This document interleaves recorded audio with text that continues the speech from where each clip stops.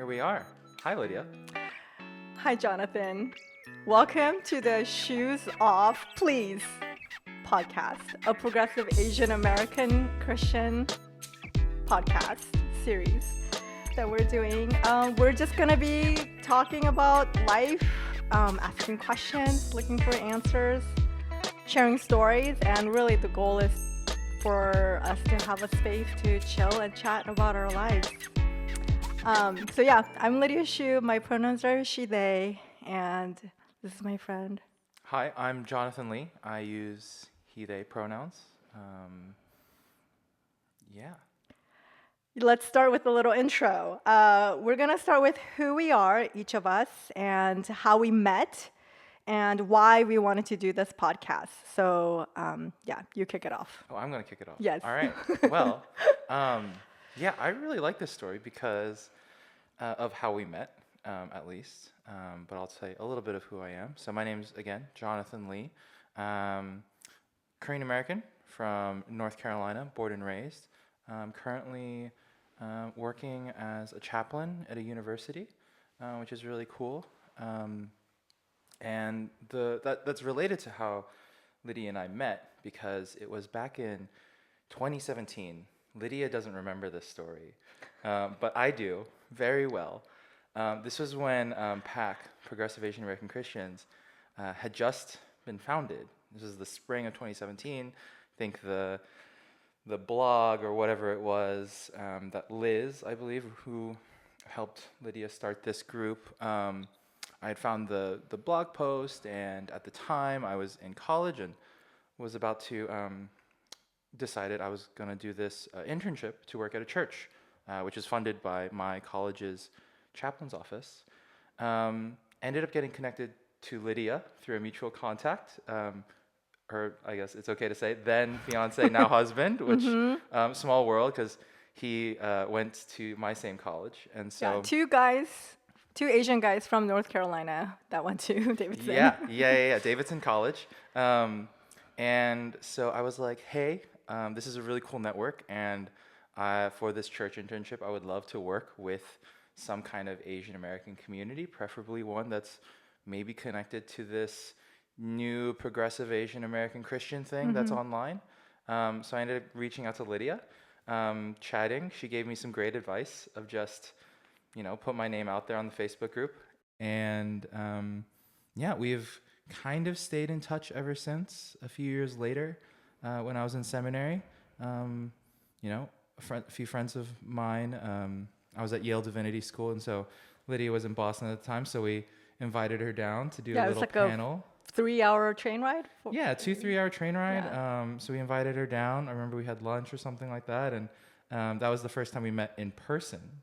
And then it wasn't until 2024, when I moved up to Boston for my current work, that we met again, I guess, in person. And so, that's kind of, as we were just talking one day this past spring and catching up, and Lydia was like, hey, you want to do this podcast? What did you think when I first asked you that?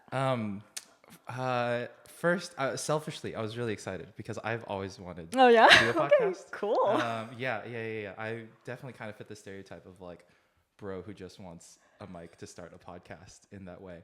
But anyway, so selfishly, I'd wanted to start a podcast before. Secondly, I was like, oh, cool. I don't know what Lydia's really thinking about, but I think it'd be really cool to just see what she has to say. And I liked your pitch, which was just this kind of hangout, get to know each other and get to know other people that are in the area. Why not? Cool. You're right. I didn't remember when we first, but I think I remember we had a phone conversation, and actually I was thinking about maybe he'll come out to City Church where I was working at the time. I think we had that conversation Okay. of like, what would it look like if I went out there? I think we kind of, anyway, continue. Yeah. Okay. And then, I think like when we reconnected, which is only like a few months ago, we had coffee, around here. And yeah, just the fact that you're another like progressive Asian American, and also like you're a person in ministry doing like ministry work. We both went to div school. And then our conversation was already kind of talking about our work, airing out grievances about our lives and things that happened to us in the New England area. And so there was this like similar vibe that we were like sharing, and it already was like podcast content to me. I had been thinking about picking up the PAAC podcast again, but really I definitely wanted to do it in person because I'm just like so tired of online Zoom stuff. And there's like so many amazing people all over the country.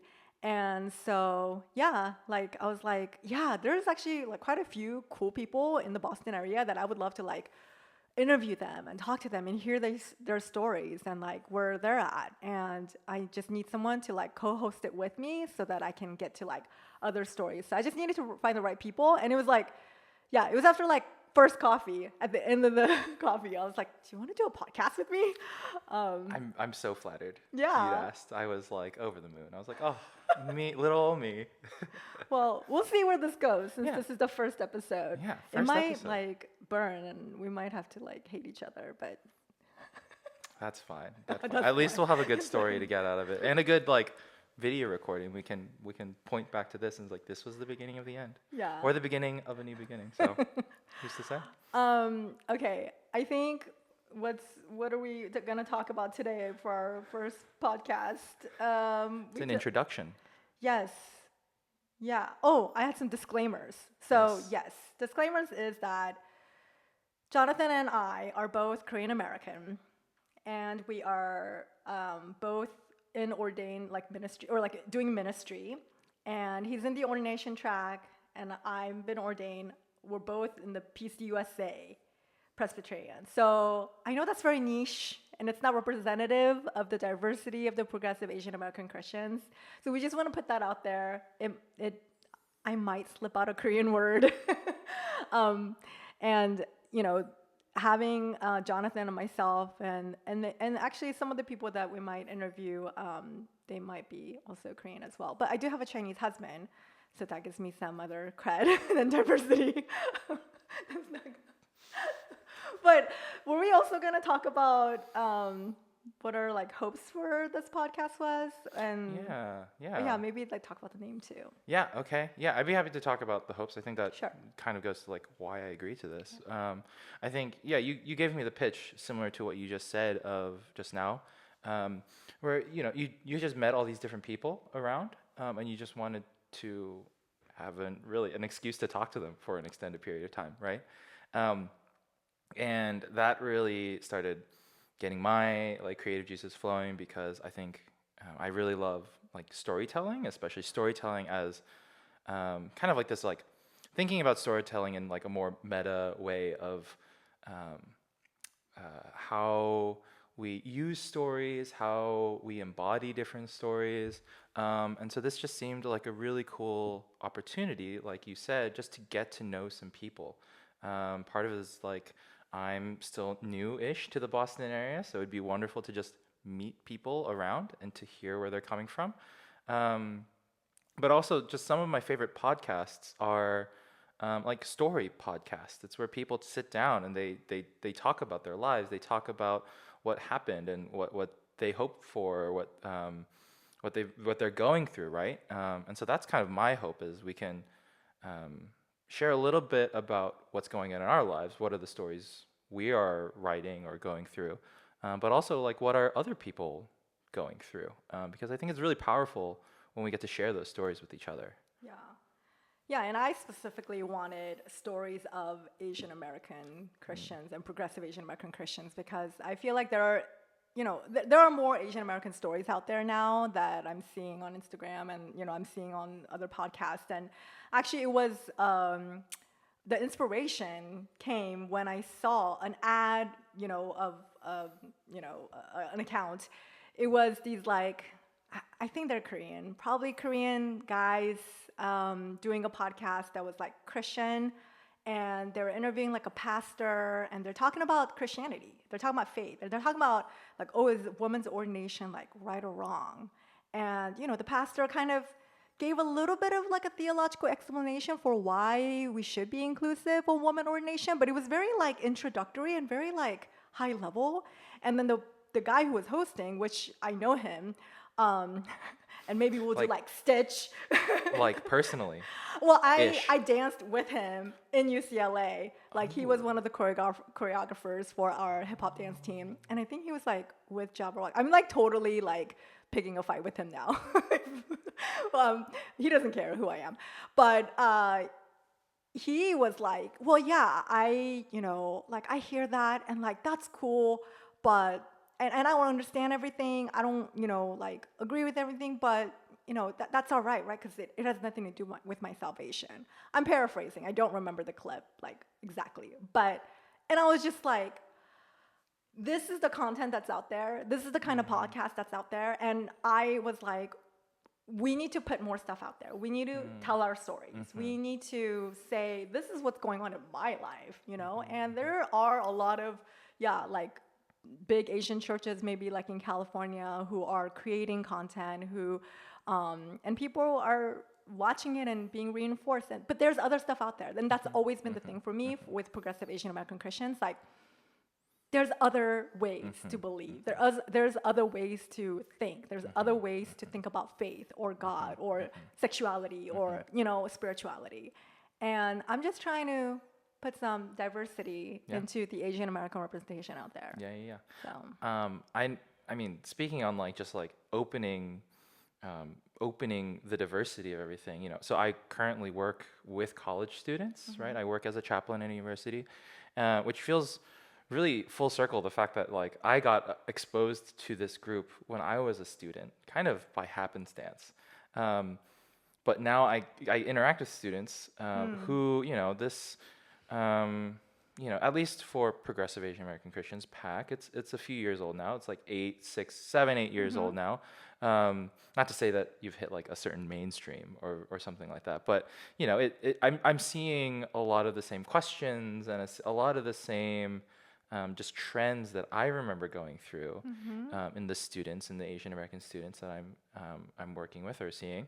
And so I'm kind of thinking the same way of like, I want to, this kind of resource wasn't available to me when I was a first year. It eventually came around, but how amazing would it be for a student who's coming to Boston from like Alabama, they're Asian American or of whatever background, right?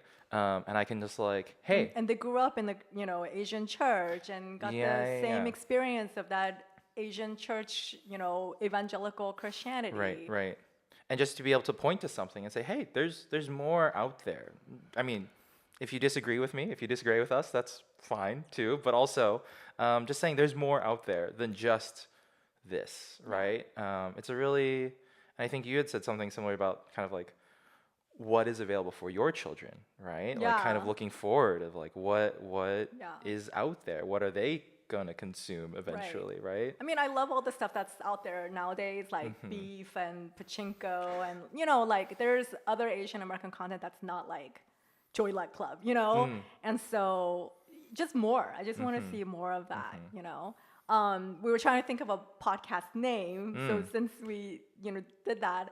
And, it was going to be something lame like, what's up, PAAC? Or like, how we doing, PAAC?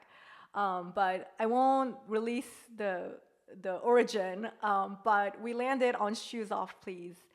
And, you can share it like what you feel about it. But for me, I think I really wanted it to be like an Asian safe place and like unapologetically, And I even had to kind of like, I work, I'm a pastor at a local church. I had to tell my, colleagues in my local church, senior pastor, like, hey, I might say stuff that might be like, oh, white people, they be doing this stuff to me, but it's like, I take cues from the, Black community too. And like, there has to be a safe place for people of color to just unapologetically be yourselves and just like take off your shoes and just sit like this, and say, And also I wanted that to be public too, like so that it's not just closed doors. Because I mean, and that if they want to, they can listen in to how we really talk behind closed doors. And I think that's a whole level of like exposure and representation and inclusion, which is actually this is the center. You're being invited to this conversation to us, and if you want to listen, and it will be Asian centered. And actually, like the Facebook group had drama like this too, where like a white person posted, and they were like, actually, that's how I found this job. The white pastor here posted the job posting, and they were like, well, this is the Asian-centered space, and so we want to honor like Asian voices, so only Asian people can post. And that was really like, not provocative, but we were like, is that okay to do? And it was like, yeah, and that's really important for us, and we really need that space. And so, yeah, I wanted to create a safe space where it was like, shoes off, please. Like, if you want to wear your shoes, like, I'm sorry, this ain't the place for you. Or like, I mean, if you want to, like, you can too, but you better come sit down with us and like chill with us and like hear what we have to say. No, I really liked the title, the name when you brought it to me, because I was like trying to think of something like witty and like just to the point. And I was like, my brain was not working on this. And you said, shoes off, please. And I was like, yeah, I get it. It like immediately I was like clicked. And full disclosure, I mean, we'll say this, like, not Asians aren't the only ones that take off their shoes, but like inside the household, but it is like a prevalent stereotype or what have you. But I don't know, it was really prevalent for me because I live with 3 non-Asian people who wear their shoes inside the house to different degrees. And so at least when I was sitting in my room when I got the text message, I was like, oh yeah, this like immediately just like clicked with me, as feeling evocative of home, right?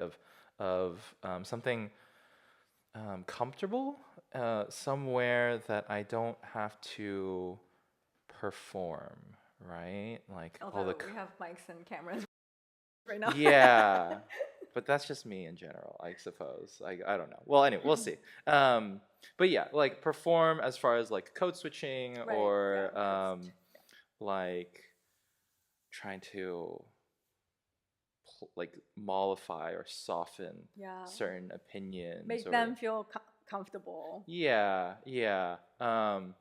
It just evoked all of that for me, and so I really appreciated the name. I was like, oh yeah, right to the point. And just like when I've talked about this process of like putting this together and mentioned the name to like my friends and peers, some of who are Asian, some who aren't. And even they're like, oh yeah, I get it.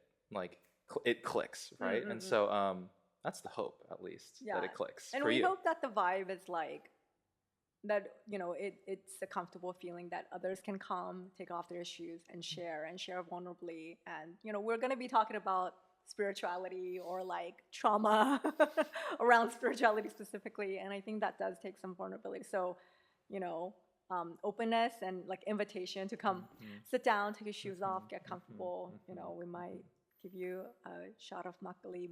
You don't have to take it. But yeah, so it's also been quite a few months actually since we last connected. So like, let's share like, what are you up to lately? What's on your, I don't know, what's on your mind lately? What's new for you? Yeah, exactly. Are you reading, watching? I don't know. This is our hope for how these episodes would go when it's the two of us, and when we have guests, then just hear how we're doing and check in. Yeah. So yeah, thank you for asking. Let's see, how am I doing? Well, by the time this comes out, it'll be later on in the year. But as of time of recording, the school year has just started, and so that has taken a lot of my bandwidth the past several weeks, as a bunch of students are coming onto campus. In our office, we've just had a lot of programming and connecting with students. My social battery is definitely feeling more drained. It's like on yellow and like beeping, like it needs to be charged. But that's also been really exciting, because it's not just me that's recognizing some of these students, but also some of the students are recognizing me, which makes me, I'm like, oh, like I'm also a part of this community, and feeling welcomed and belonging. So that's been nice. It's been a lot of fun meeting new students, coming from like all over the world, just not even from the States, but all over the world. So yeah, that's been the bulk of my most recent stuff. But as far as like other things, I was thinking I've recently started. It's a collection of essays called "The Book of Delights" by a poet named Ross Gay. Basically, he had challenged himself at some point to every day in his journal hand write something that brings him joy, that is delightful, and so he has that all compiled into this book. Each essay is like only like maybe, in a book form, maybe 2 or 3 pages. So it's like super short and digestible. But that's been something lovely to just like read, pick up when I'm at work. Like I go outside and like take a break and like read an essay or two, and just like bite-sized little things. I think it's nice to focus on something like happy, right? When it can be so easy to be like cynical and like just kind of descend into the social media rabbit holes of whatever's going on in the world. And so I really enjoyed that. I've enjoyed even just like carrying it around, kind of like a little totem. Because it's like of short stories. Yeah, so short stories. Yeah.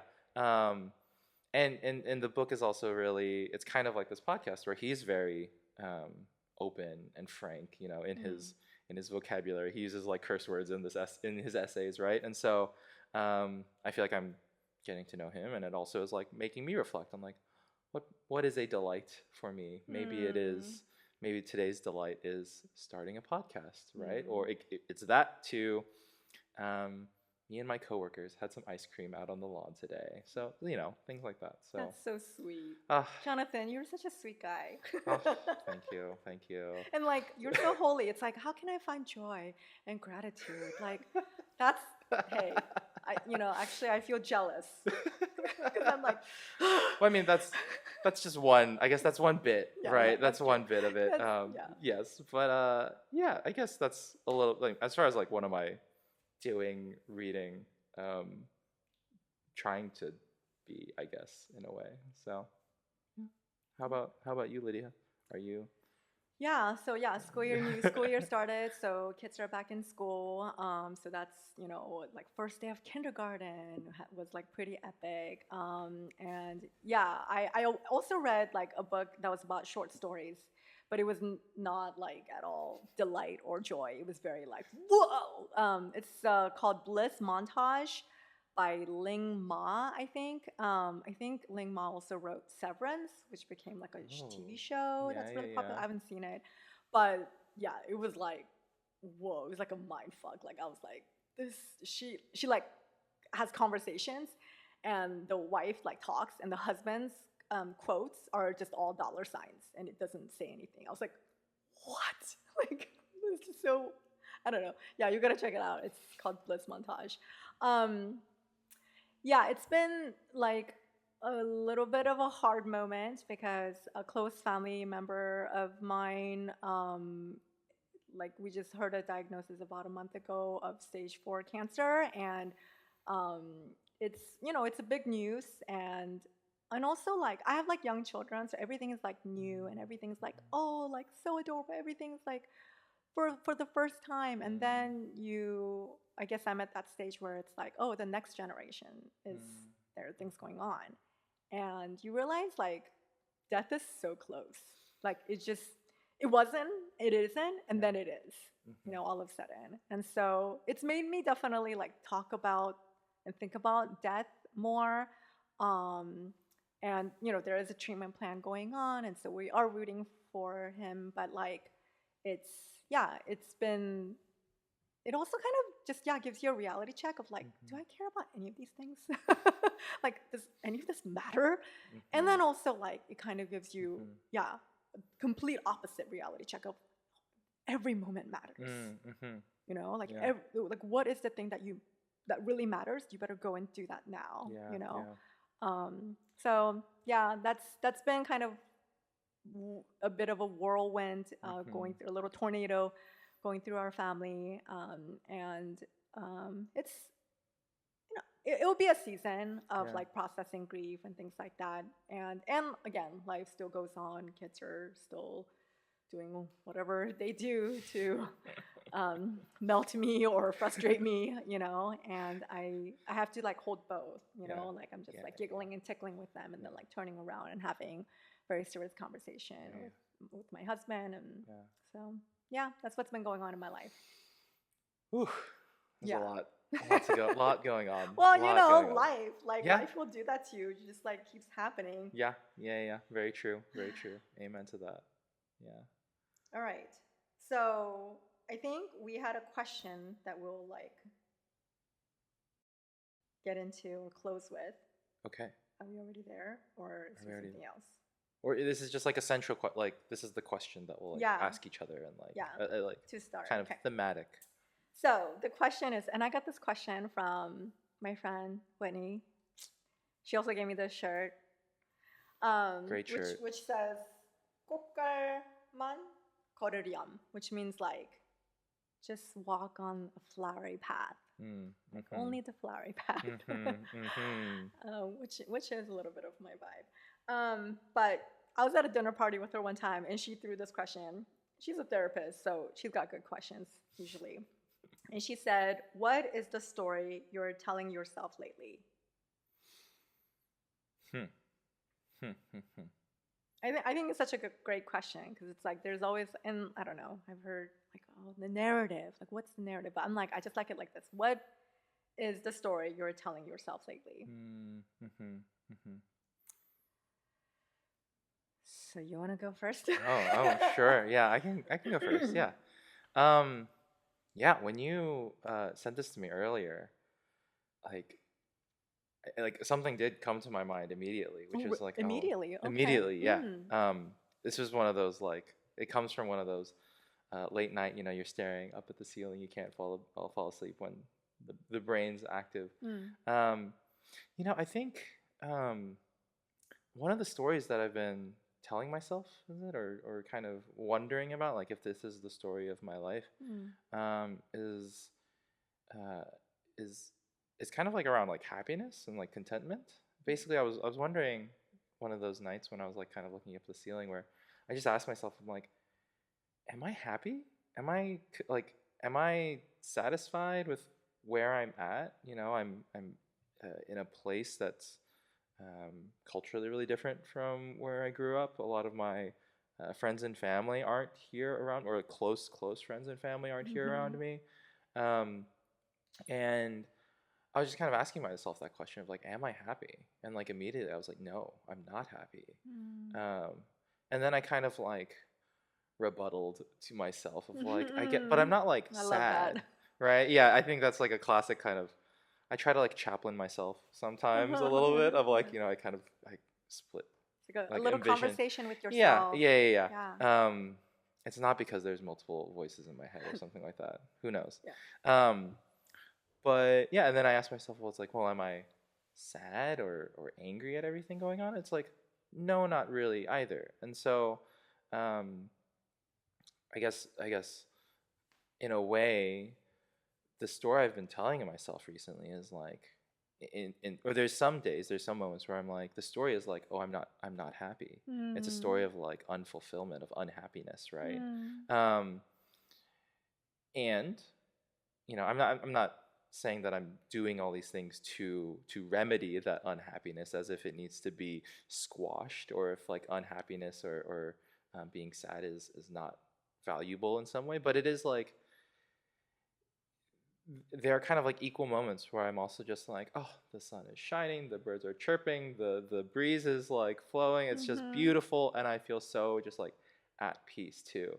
And so it feels a little odd, where I feel like there's, on one hand, there's this story of like, yeah, a lot, like I'm still processing a lot of pain, I'm still processing a lot of grief, and then also I'm just like, great, we have some chocolate ice cream and we're gonna sit outside and just like soak it all in. And I guess that also just reminded me of, I was preaching at work the other day, and the end point, I had to make a Jesus point eventually, because I guess that's what sermons.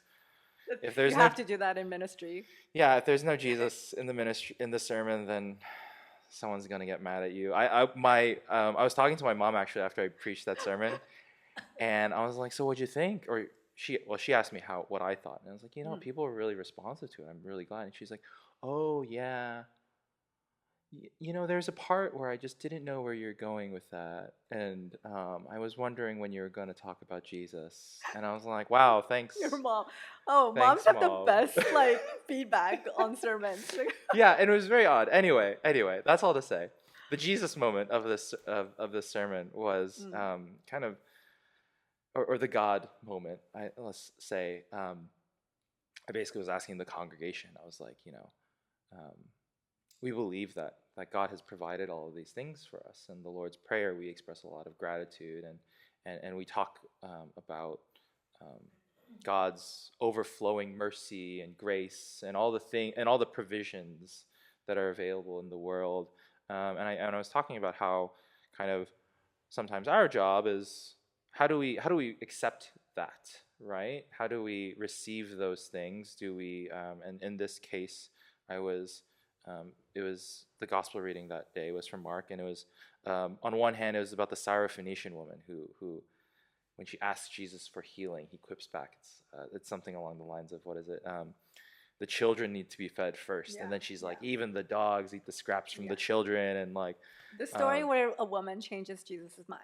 Yes, and so the point I was making is like sometimes we need to be, you need to be like that woman and just like fight, like kind of stand your ground, and even in the face of God, in a way, be resilient and like stand up and kind of claim that thing that is there, like this healing, right?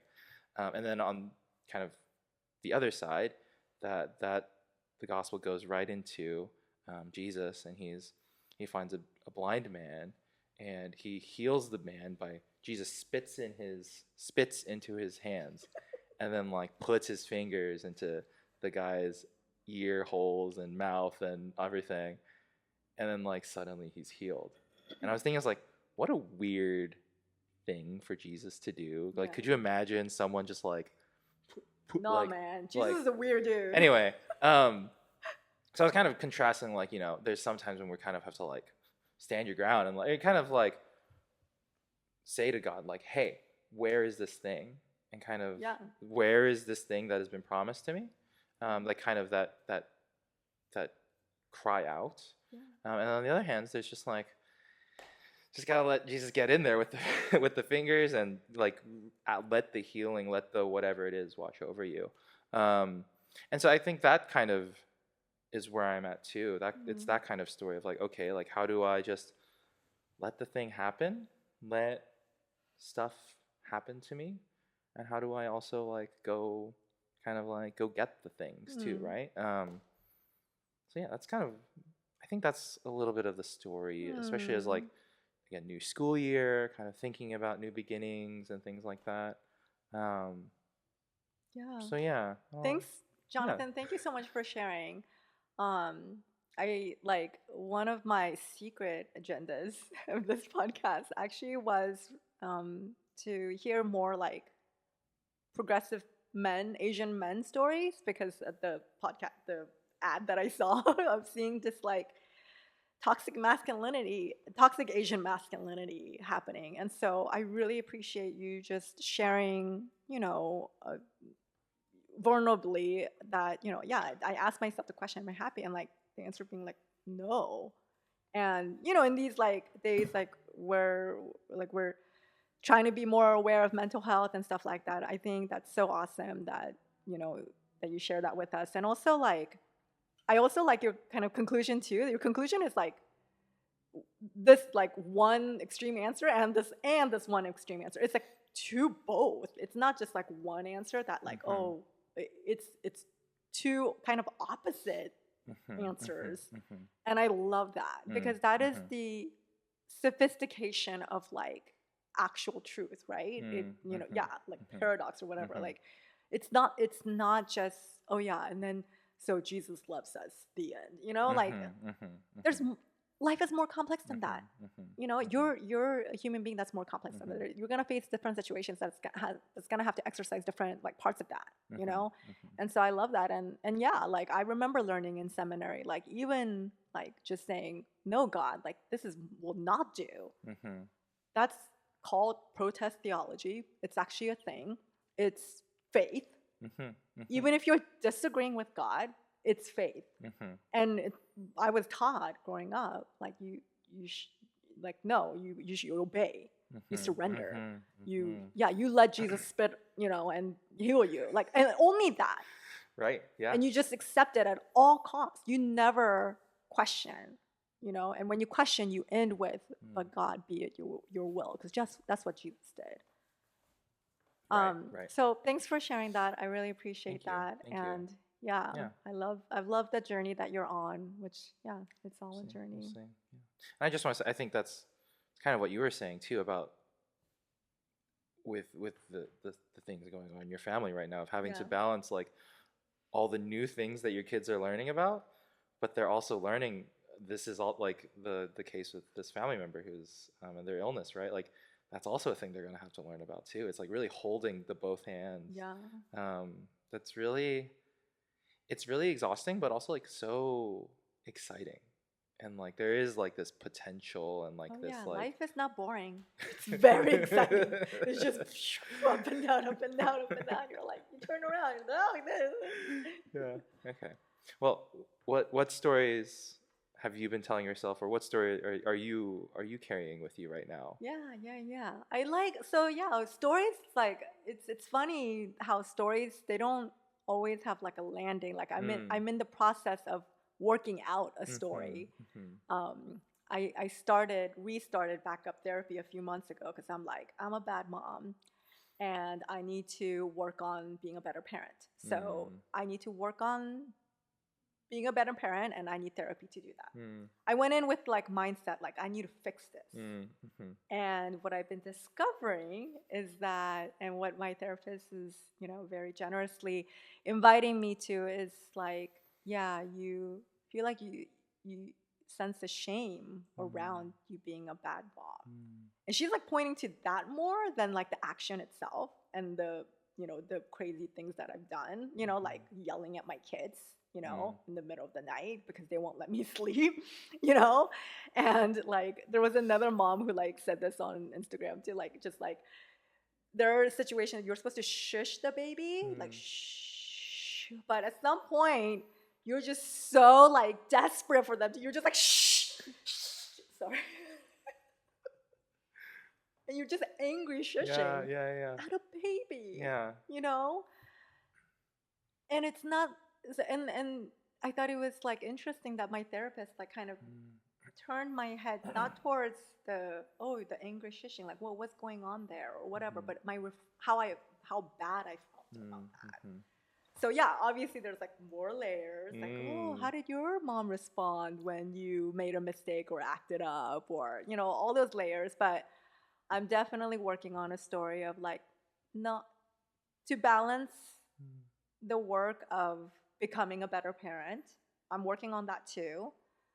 Being more patient, being less triggered, being, you know, when I am triggered, like how to, you know, the whole like regulate your own emotions, blah, blah, blah. I'm working on that, all that.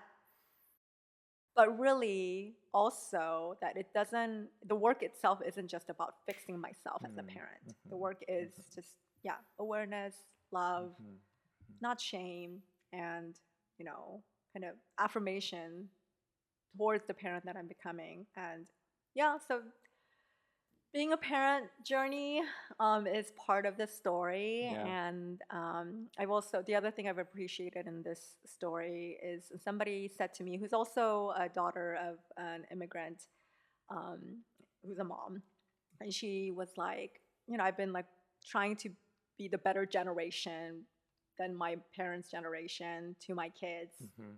And also she was like, it doesn't end with us. It just doesn't. It takes time.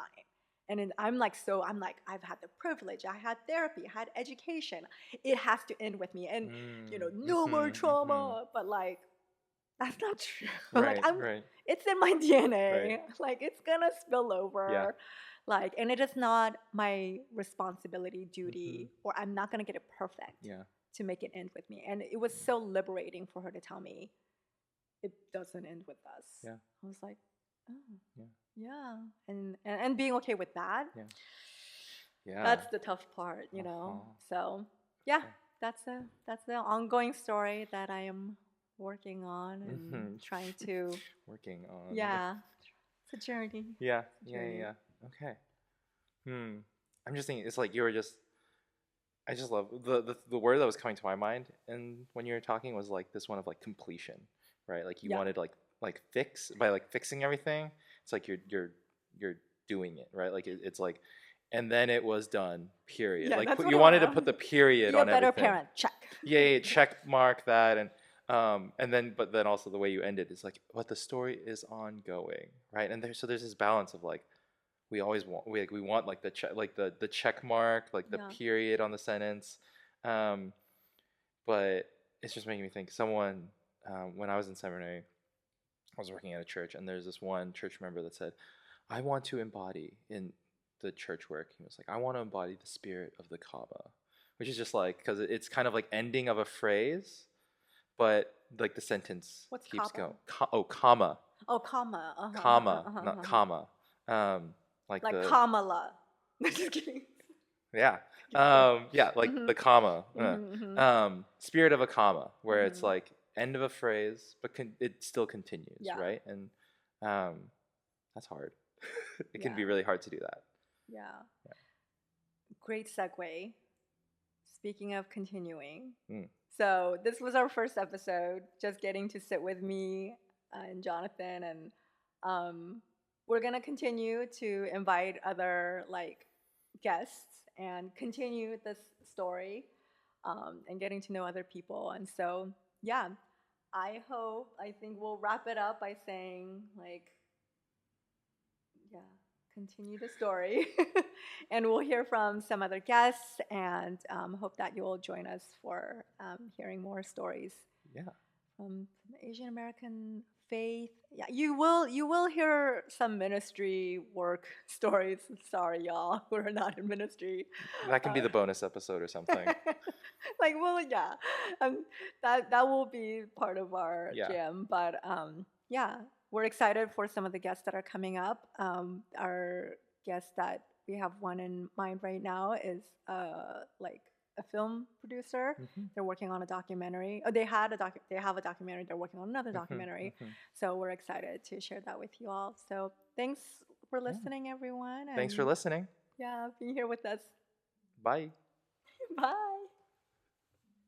Before you go, I wanted to let you know about our next in-person gathering. That's right, Progressive Asian American Christians, PAAC, is having a national gathering in Los Angeles on April 24th to 26th, 2026. Registrations will be going up live very soon, so check out the website. You can find the link in the show notes. That's paachristians.org for the registration link. And if you enjoyed this podcast, don't forget to hit the follow button to get updates when the next episode comes out. Share with a friend, and if you go the extra step to rate this podcast, we'd love that as well. Thanks again. We'll see you on the next episode of Shoes Off, Please.